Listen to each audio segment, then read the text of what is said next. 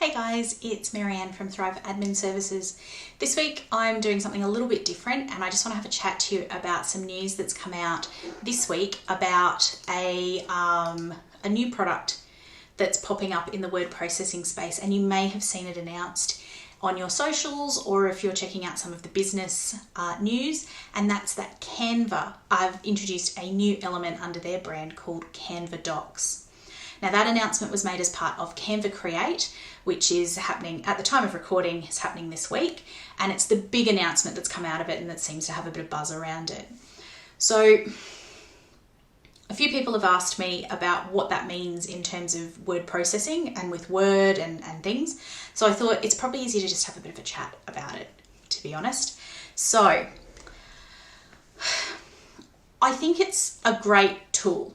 I think it's a great opportunity for people who perhaps have not felt comfortable with either Google Docs or Microsoft Word to have another option to create specifically really great documents. So people have used Canva in its current form or its previous form to create documents, but it hasn't been geared towards text-heavy word processing elements. It's predominantly been a graphic tool that you could do text in it. When they rolled out presentations, you could see that they had a slightly bigger picture about how these pieces were going to come together. So being able to do word processing shouldn't be a surprise. It's kind of part of their bigger brand mission, but it's also an opportunity from my point of view, it's an opportunity for people to have another way to create incredibly professional, beautiful looking documents, and that can't be a bad thing.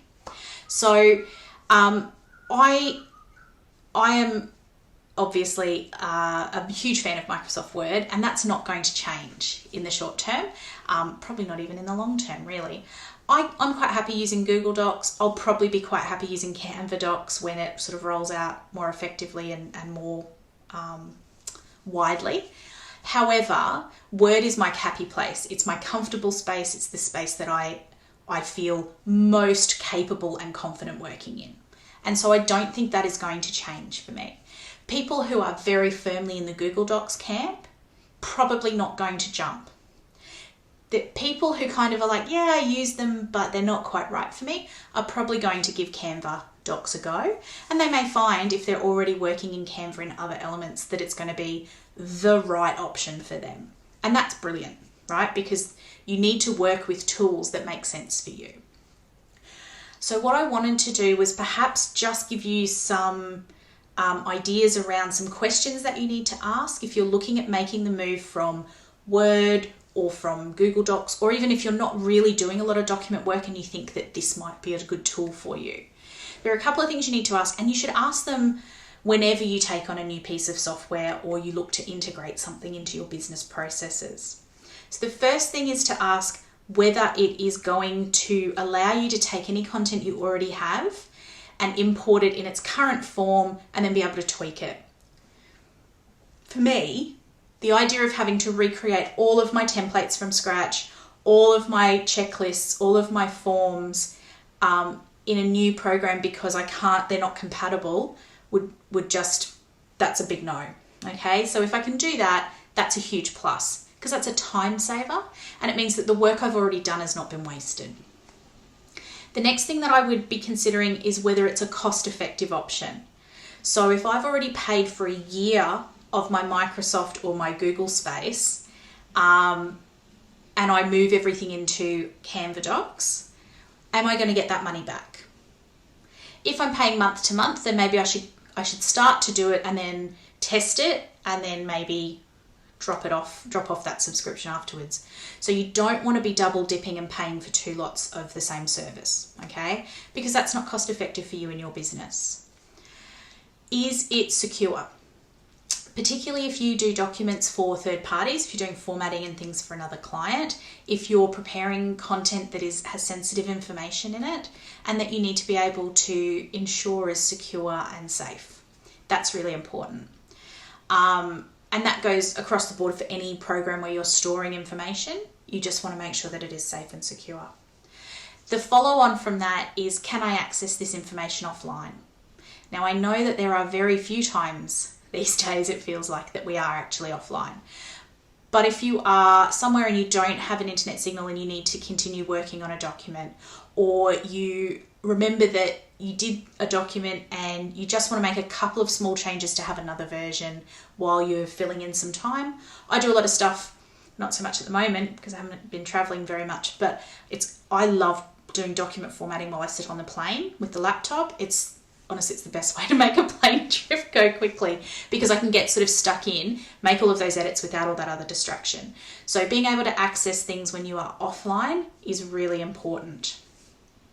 You also need to look at whether it has enough features, tools, benefits, advantages, alignment with your systems and processes to make it worth the shift. Now that's a very personal decision. That's something that's really going to be about how you work and what is frustrating you now versus what you'll gain. Okay, so for me, the level of features that I would need in a new product to move away from Word is quite high. I would need to know that all of the bugs are rolled out. I definitely need to know that I can take everything I have. I certainly don't want to be having to recreate things from scratch. Other people who may have a smaller existing library or may already be quite heavily invested in using Canva, say, for other elements and have made some of their own documents in that, will find that that may not need to be quite so high for them. But you also need to make sure that moving to a new program, whether it is to Canva, to Google, to Microsoft, to another party, anywhere else, whether that's Dropbox, whether it's Smartsheets, whether it's Zoho, whether it's Zapier, whether it's MailChimp, whether it's Simplero, whether it's Kajabi, whatever it might be, anytime you are moving from a product to another, you need to make sure that at the end of the day, you're not going to be spending a huge amount of time, effort, and money to have something that is no better than what you have now, because you've actually gone backwards. So I will be sharing more information about the Canva Docs rollout as I have it.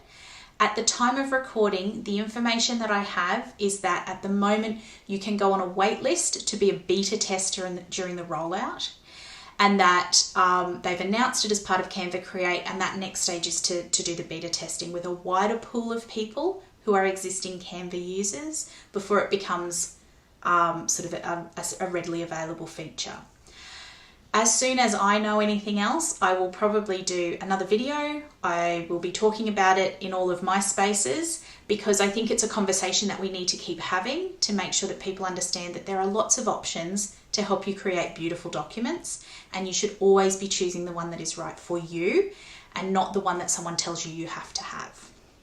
So if you have any questions based on what I've discussed today, I know it's a little bit different. There's been no screen sharing, there's been no how-tos, but if you have any questions about the Canva Docs rollout or about what sort of things you can really be thinking about if you're looking to move from one system to another across any aspect of your business, then I would love to have a chat. You can find me hanging out under Thrive Admin Services on Facebook, Instagram, and LinkedIn. You can send me a message directly via thriveadmin.com on our contact page, and I can get back to you that way.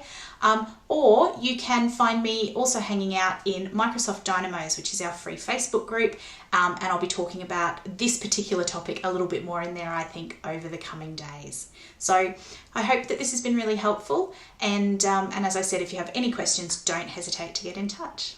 See ya!